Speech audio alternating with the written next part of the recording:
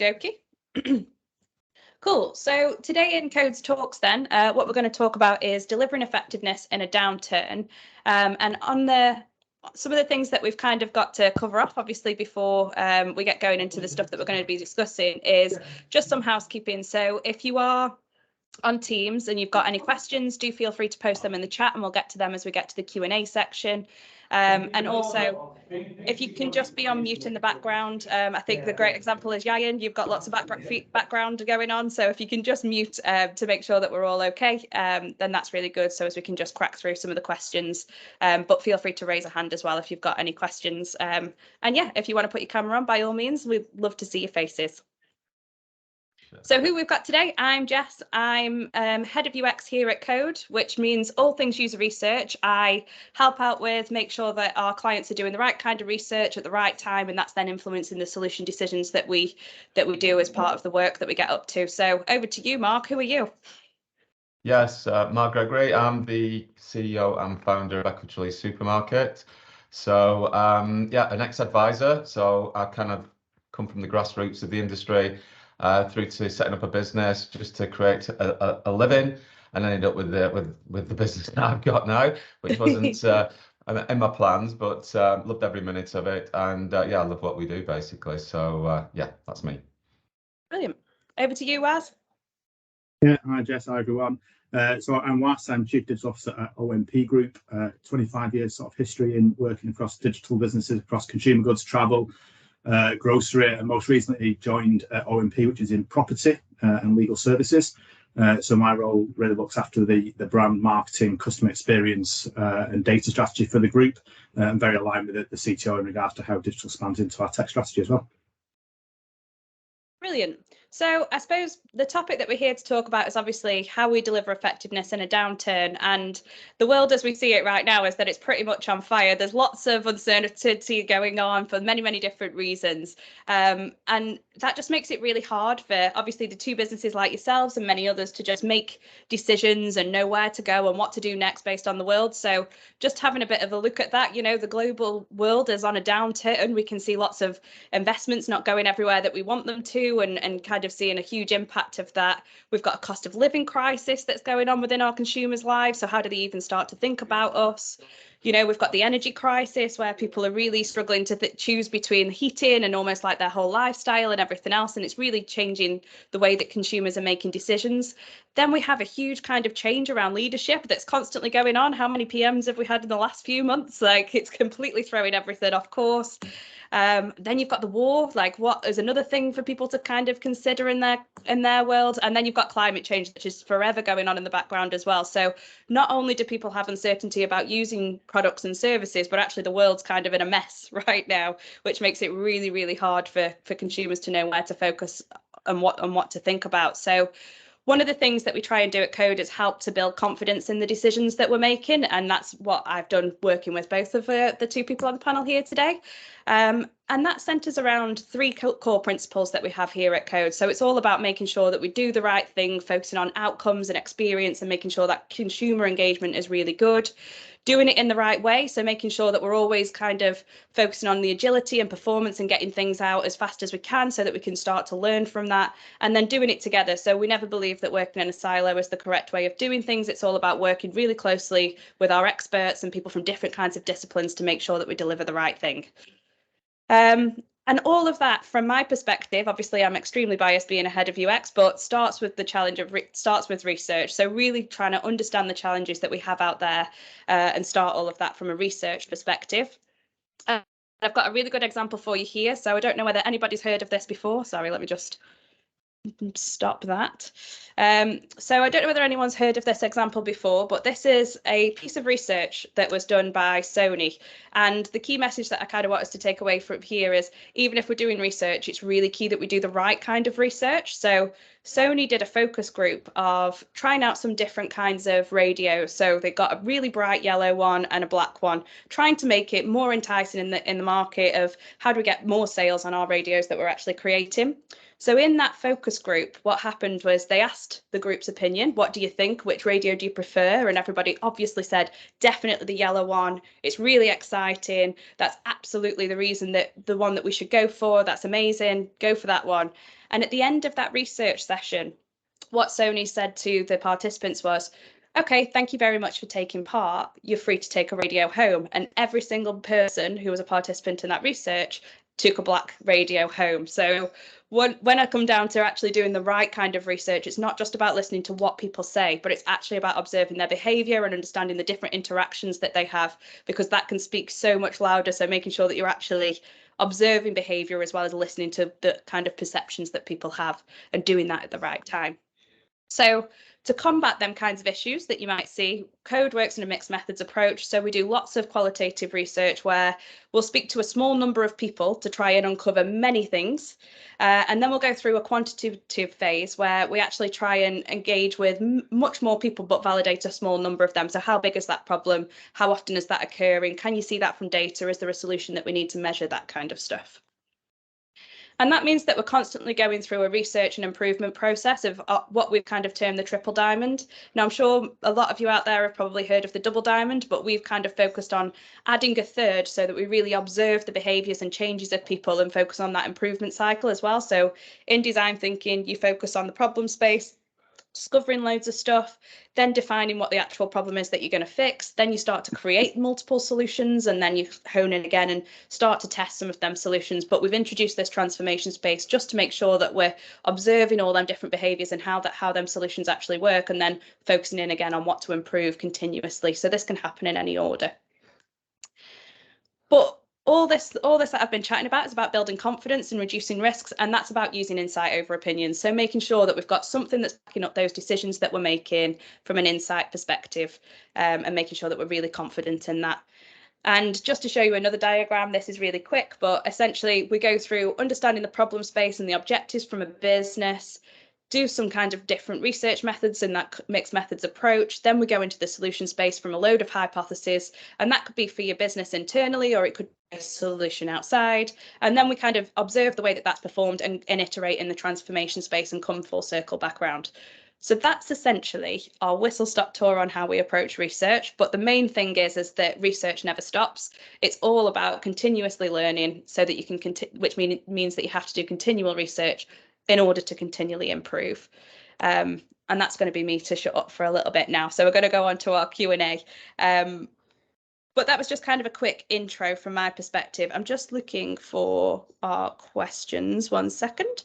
Yes, can I ask you the first question? By all means. Why did everyone take the black radio? Why did everyone take a black radio? The assumption, which they didn't actually validate within the report that they wrote, was that although the yellow one was really exciting and different and would stand out, the black one wouldn't really fit in everybody's home. So if you think about your interior and you don't have a mustard wall or a mustard theme, then that's not really going to stand. That's not really going to go. So I think the reason that they chose it is that. Sorry, I had to ask. I thought it was the main question on my mind after that.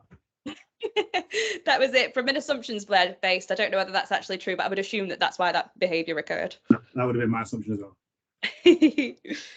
Cool. So it's over to yourself, Waz, or Mark. My first question is going to be almost like, what are the biggest digital challenges or opportunities that you're facing within your sector right now? I mean, they're quite similar, but very different too. So what's kind of on your mind? What are the things that you're seeing as challenges? I mean, to crack on, because I'm speaking already, and then we can pass to Mark. Thanks, Mark. I think the first thing you touched on, and there's lots of things going on in the world, but the economy is massive in our space, and we're sort of property, legal services, technology-enabled legal services, but very much in the property market, which means the economy, stability in the market, whether the banks can actually offer mortgages and what rates they're offering at is just a massive thing at the minute that provides the general challenge of what we've got. What that means from a digital point of view really sits into two areas in our world. One is the client experience. Yeah. So how do we make sure that customers feel that comfortable in that experience they're going through? They've got lots of questions. They don't understand this world. They need a trusted advisor taking them through it. So how do we make sure that all the way through the journey we're given the right information, either through human contact or through sort of digital self-serve updates on their cases through there? So that's probably our biggest challenge from a digital client experience point of view. In the tech side of what we're doing, a transaction just integrates with so many different partners: banks, mortgage brokers, other lawyers, land registries, search companies. So actually, how do we integrate more efficiently across all of these different players and automate a lot of that integration as well? Because that ultimately will mean the transaction is efficient, and it'll make it easier then for our solicitors and case managers to actually deal with their clients and give them the service that they want. So probably a twofold challenge. Sure. What do you think, Mark? As similar, I guess. I would echo a lot of that, because obviously you're in the finance kind of world, which we're in as well. Yeah, so I mean, from a digital point of view, it's you know, for people who are looking, and I was at a kind of conference or award ceremony on Monday. It was quite interesting. I was in the mortgage world, so we're at mortgage awards, and we're in like the equity release market, which is a form of mortgage, but not necessarily the same industry. And it was just good to hear people starting up businesses, and it was almost them asking me questions, which I've never been in that kind of situation before. But yeah, you've got the simple question set, like, you know, who should I use as my developers? Who should I go to for design? And, you know, that is a really important part of the process, that you get that right. Listen to other people, look at reviews, and basically sound people out before you make that decision. You've got to be able to manage the process as well. So when you do start it, being able to manage it through getting the right people on your side, you know, the team around you is really important as well. Team that you can trust, and they're good at what they do. And having a good team around you certainly does help in that sense. From a learning perspective as well, managing costs, you know, getting your budgets right, making sure you've got the right amount of money set aside. But not only that, while you're in build and in development and in design, that there's always things that crop up that you don't expect, and making contingencies for things like that as well. That's really important. I came a little bit of a cropper on that, in that, yeah, let's get that done, let's get this done, and then you start all these extras that keep going on top and you don't account for because you just want the project finished. That's really important as well. And also things like we do with yourselves at Code is you know, whips every week, regular updates, you know, getting feedback from both sides, from us to you to us, and getting it all documented as well, and getting it reported, and the budget structure as well, so you know how that's going, and you can keep up to date. And developers as well, you know, from a build perspective, you know, for us that was a challenge. You know, you've got the choice, and again, I got asked this on Monday. Do you have it in-house? You know, do you recruit, or do you outsource? And you know, something we've always done is kind of try to be as light and nimble as possible, and we've always outsourced. That can present its problems, and you think you probably know what's coming up here. You know, with what's going on in the world at the moment, especially if it's over into kind of Eastern Europe. You've got developers over there who might be on power cuts at the moment, thanks to Mr. Putin and what's going on over there. So, you know, they then have to kind of relocate from those areas into other areas, which can slow projects down. So, you know, these kind of things, you know, it all comes from experience, and that's what we're here for today, is really just pass on that experience. That's just in build. I mean, I've got 4 sections here, Jess. I could go on for it all day. But 2 other areas that I probably, and what's really touched on the client perspective quite a lot, and I think that's important, is that client journey has to be so slick, simple. I think that's also, we're in a market where our clients are over 50, typically over 55. So, you know, the demographic isn't usually associated with technology. Now, a few things have happened recently which might have played into our hands, and I think sometimes with business, and you know, I listen to Darry, the CEO, and things like that. It has been in the right place at the right time.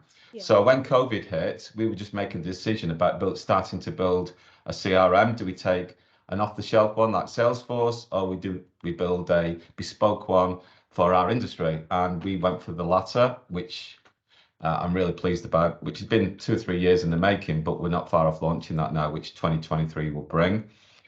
So we need to, what's happened during COVID is I think everybody's recognised that more people have gone online, you know, that 50+ age group, whether it's the shopping, the home shopping, whether it's Amazon, etc., even the house insurance, car insurance, more people are going online doing that. So in a way that was playing into our hands. So we need to kind of embrace that, those kind of consumers in our journey with the kind of UX and UI that we're doing.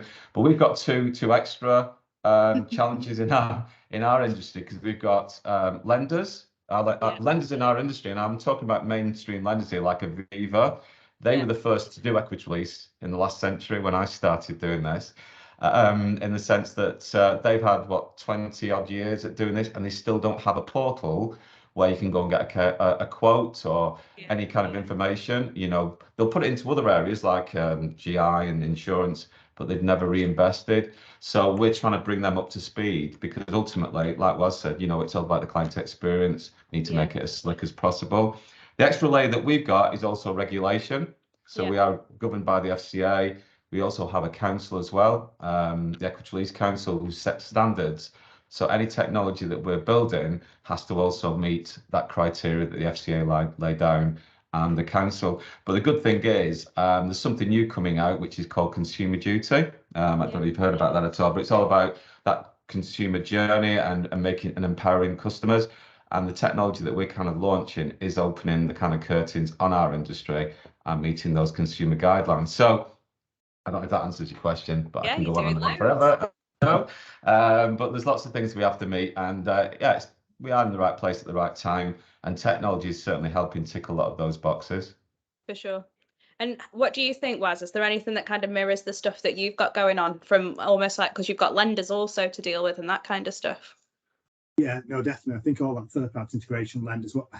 I think what's really interesting coming into this industry from other industries, excuse me, is technology-wise, there's some tech that I haven't used in 10 years. It's still daily active in this industry, which you can't believe really. But actually, I think that the whole industry across financial services, into property, legal, conveyancing, it needs to upgrade all of its tech landscape. And you kind of, this sounds awful, you're going at the pace of the slowest person in the class.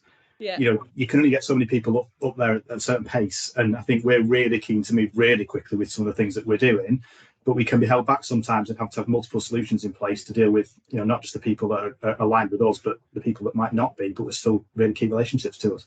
Yeah. Which just adds a challenge to it. For sure.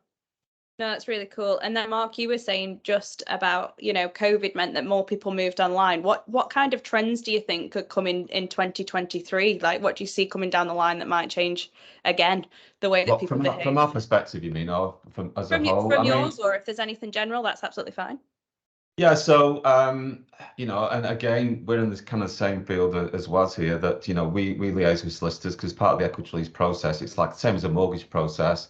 You're involving lenders, you're involving two sets of solicitors. You've got the client solicitor, you've also got lender solicitor. So ideally, they've got their own portal, they've got theirs, we've got ours. And like what I said, it's about connecting. Everybody needs to be connected. If we can connect everybody together, with APIs, and that's an industry issue at the moment that we've got, is a common API, that everybody uses, because they want theirs, they want these, and it's kind of a battle. And that's going to be my challenge for 2023 is winning that battle, I suppose, and trying to get a common API for everybody, so we can all systems can talk to each other, ultimately benefiting the client, which is the most important at the end of the day, because once they've made that decision that they want to release equity from the house, we want to transact that as quickly as possible. So it's all about communicating. All parties to the kind of transaction need to be communicating and talking to each other. Sure. I think, Jess, and I pick up on one of those from a trend point of view. The pandemic's been really interesting, I think, in that it made people less human. It made us do this a lot, on online calls, then we stay at home and we all work from home. I think there's a general trend towards people trying to be more human, getting back into the office a little bit more, speaking to people a bit more. And I think we've got, real keen focus on how do we get that right blend of digital and human interaction and relationships. Because for our sector and property, people tend to be going through one of the biggest transactions of their life, and maybe spending the most money they've ever spent. And it's actually, how do you make sure then that you've got people there on the phone to support them through it, explain the situation, but where it's a transactional part of it, maybe making a payment or something, make that slick as possible. And I think getting that blend right is really important, not just in our industry, but I think in every industry now. Yeah, that's really cool. No, and it's quite important because, like you say, for both of you, you're dealing with homes, which is quite an emotional topic, really, for everybody. So that whole actually having a human side or someone that's an expert is quite an interesting. When are you an expert versus when are you silent and almost like just getting stuff done? Like it's just kind of going away. I love the fact that when you say home, it's emotional. When you say property, it's not. Yeah. I agree with you. It's actually quite emotional, but we all go, we're a property lawyer. No, you're not. You actually deal with people's homes. It puts you in a completely different mindset. Absolutely. And language makes a huge difference around them things. Like you've just said, just referring to it as a home or a property, that's two very different propositions to a person.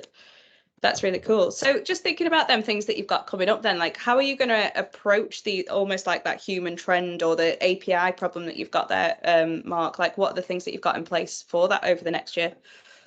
Yeah, so we're kind of in a fortunate situation where in our industry it's kind of a bit, I always call it a bit antiquated. And I think that's part of the problem of the perception of the industry as well, because equity release has been tarnished with a little bit of a not nasty brush, but people don't really know what it is. And the problem has been in our industry that it's never really been open and transparent for people to go on, even digitally, to find out what equity release is, because the biggest companies in our industry, we're about the fourth biggest, they've been dominant for many years. They've not really reinvested. It's I've got to be careful what I say to some degree, but I feel it's been more about themselves rather than the industry. I'm coming at it from a totally different angle. I'm passionate about the industry. I've been in it that long. I want to see change and I want to see it improve. So being an ex-advisor, I've got the experience of knowing what advisors want. I've been in front of customers, so I know what customers want. And having a 28-year-old son who's kind of a whiz in tech, I can put everything together. And working with you guys and working with cracking developers as well. We've got a great process in place. Yeah. So that's kind of a system that we've honed over the years and works really well. So it's really quick, slick, and cost effective as well. With regards to my industry, growing to the level that we have done now, we do have a voice. There is a council, as I mentioned before, and that's been changed. And, we have more of a voice in the industry, means that I'm getting more recognised now. My head of compliance is also been recognised, and he's on the council's board there. And they're opening new forums as well. And one of those is going to be a tech forum. So I've been asked if I can kind of join in on that and hopefully can influence from within, which I've never really done before. I've always stepped back and relied on building my business before I did that kind of thing. So things like today and going on forums, I can start kind of putting my passion across and my knowledge and start influencing from within. Really, that's what my goal is for 2023 in our industry. That's really cool. What about you, Waz? What have you got coming up in 2023? Well, we engaged with you recently and did a bit of research in regards to two main client experiences we've got. One, the sale purchase experience, and the other one being the remortgage one.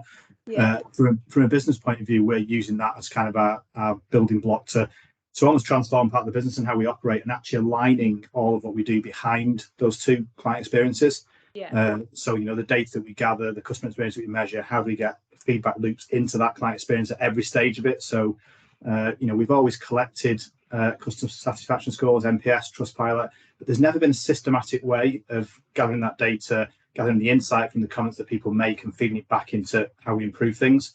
So I think ours is going from client experience into more of an organisational change of organising ourselves around that client, and from an industry that quite often is I'm a specialist, I'm legal, I know what I'm doing. The client will just wait for what I get done. It's actually no, the client needs to understand what you're doing and actually have a conversation with you about it, and you need to take them on the journey with you. And I think that's a mindset change in our business, as well as probably an unbelievable opportunity, because most companies don't think that way in the legal sector. For sure. Yeah, I think I've obviously worked with both of you. I suppose it's that, how do you, and this is probably feedback that I'm asking for, this is a really rogue question, but how do you think the research that we have done with you has almost influenced that mindset shift of putting that customer first? Because that's a lot of the stuff that we've covered. Like, how do you think that's actually gone down in the business and eked out? What's that been like? I'll go first, if you like, Amanda. I think in our business, enlightening, I think, probably the right word.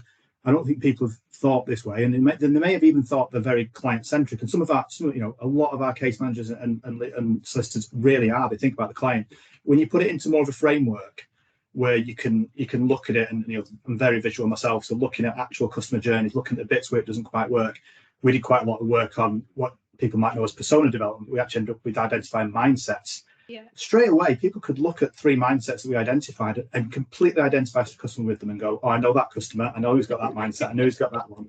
And then identifying the tactics of how to move one person from one to the other, which the research gave us a few insights into. But when you've got then the experts in the room looking at that, they're going, oh no, I've got another tip. You could do this and you can do that.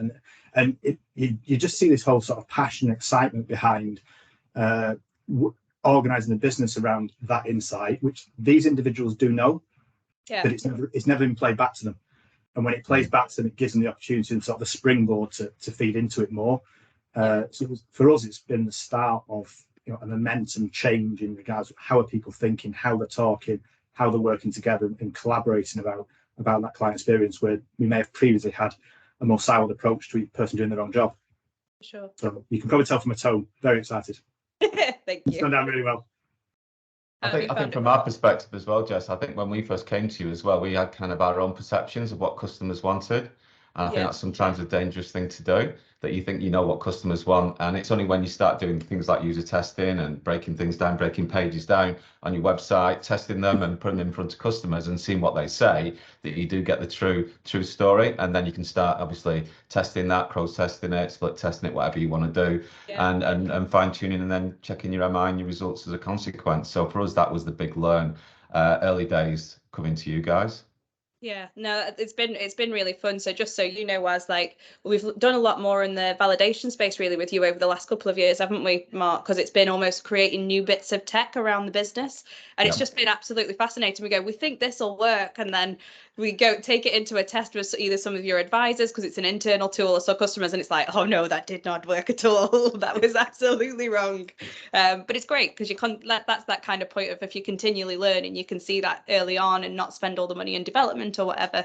But it's amazing that I mean, from our perspective, being a CEO, I know some CEOs probably don't speak to certain parts of the businesses, but I do, and I engage with just even the admin team, and listen to what they say and what's going on. But more importantly, my advisors, because advisors in front of customers. So whenever I'm building any new tech, I will always reach out. So we're looking at launching our CRM next year. Part of that CRM is a research tool, and a research tool basically, advisor sees a customer, does a fact find, gathers information about what they want, and then goes to a research tool to find out what products are available. So we're going to be building that research tool next year. So we just kickstarted the process already, haven't we, last week, Jess? And I'm going to be now bringing in 5 of my advisors into a exploratory meeting session with them to find out what they actually want, what do they think they need in a tool to make it the best in the business. Because ultimately, if we can build the best in the business, not only can our users use it, our advisors use it, but also the industry, which is something that we can push out there and something that we're looking to do. So and likewise with customers, when we built Smarter, which is a consumer research tool, first in our industry, we got customers in. And some useful conversations we had there, wasn't it, just about that guy? So what do you use the internet for? I'm not going to say what he did use it for, but he actually said it on and he was being recorded. To begin with P. And he was quite open and frank about it, but that was good about those user testing sessions. So from that, we actually got a customer who had done Equity Release before, gone through the process. He said, if I'd have had this available to me, it would have made my job a lot easier. And he said, my suggestion to you is, when you get all the results, is we can select 4 of them and put them side by side. We can actually compare all the features easily. So we took that away. And it's just like when you go on Argos and you're looking for a washing machine, you can take 4 out. And he'd been online, obviously, seeing how useful that is. And it's, for us, it's not about coming up with new ideas. I go out to other industries and probably steal or nick their ideas, but things that would work in our industry. And I think that's part and parcel of, developing your tech, what works in your industry that's already out there, and fine-tuning it towards your own. So that's the kind of thing that we do, or I do here. Yeah, absolutely. Well, that's always the kind of, the market research kind of phase of look at what's going on outside of your industry and see if there's anything that could be applied. Like that's part of the cool bit of innovation, that you're looking at not just what fits in your own, but what's that broader kind of space as well. Exactly. Steal with pride. Yeah, deal with that. Well, Steve Jobs did it. All laptops now have a mouse, and that came from a printer, and he just applied that to when everybody used to key everything in. So there's always a use case for them kinds of things. Absolutely. Yeah.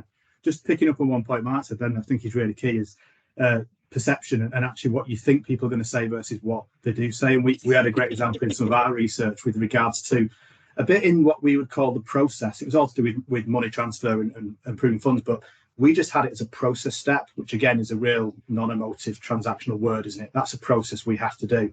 What we found when we're speaking to clients is they celebrated the end of that process, and they were like, that's fantastic, my transaction has moved on, I feel I've proved my funds, it's brilliant. And actually, like, we need to change the whole way that we then communicate with our client at that point. And to the point of test and learn, I don't think, Jess, you're even aware of this, but we've got a trial happening now with an additional outbound phone call that happens at that point, which would have previously just been a message to say that that point had been passed. Now it's actually a phone call to say, you know what, Jess, just to let you know, we've now passed this point. And because we knew from the research that our clients are really happy that that's happened and feel like the transaction's moved on. So, yeah, I think anything where you can get it from it being transactional to being emotional changes. That's one of them things, though. You speak to people and it's almost like a blind spot, because if you don't know, like if you don't do the research, how are you going to know that that's actually something that they're celebrating? But then almost trying things. So like you say, it's a pilot at the moment, but trying that phone call, seeing if that works. Maybe that doesn't work, but a pack in the post might be. Joe, there's many different ways to approach that. But it's about giving it a go and seeing what actually gets you that good feedback, because at the end of the day, you are trying to give a good experience. Yeah, and I think what Waz says there really is really important. You know, technology is there to help you. It's not always the solution. The human touch is sometimes just is better. You know, for particular people, a phone call is better than an email or just a confirmation. So I think that's a really valid point. That and getting the combination of the two is a good. It does work for us as well. For sure. Without going too much back to challenges, because Mark, you've got that older demographic. It's actually thinking about it's going to have to change by which demographic, and actually saying by age is really unfair. You know, there are some older people out there who are real early adopters of technology will want a pure technology journey, and the other people that are younger and want the phone call because they want to chat. So actually finding out the relevant channels is really key as well. Yeah, sure. Good show. Does anybody who's watching have any questions? Because I can keep yamming on all day. If anybody does actually have anything that they have heard that they want a question about, if not, I'm going to squeeze one more in from my side, but let me know if you do have one. And I go with silence means no. Cool. So I suppose like my next one was just thinking about 2023 and improving the customer experience, which both of you are trying to do. What's your kind of one thing that you're going to focus on, or what's the key priority that you want to look at in 2023 to improve that customer experience? I mean, we've got to look at, well, what we're doing at the moment is looking out there in the market, and you already mentioned some of the stuff that's going on in the world at the moment. Fortunately, our product is kind of something that always thrives at times of adversity. So people always have equity in the property, but how do we capitalize on that? And it's again making that journey as easy as possible, but accessible as well. So for us, we're looking out in the market. You've got people out there who are probably going to have smaller pension pots going forward. Pension schemes, company pension schemes, etc., weren't what they used to be. So there's going to be smaller pension pots. People are using up the savings at the moment. Income or expenditures are certainly increasing greater than income.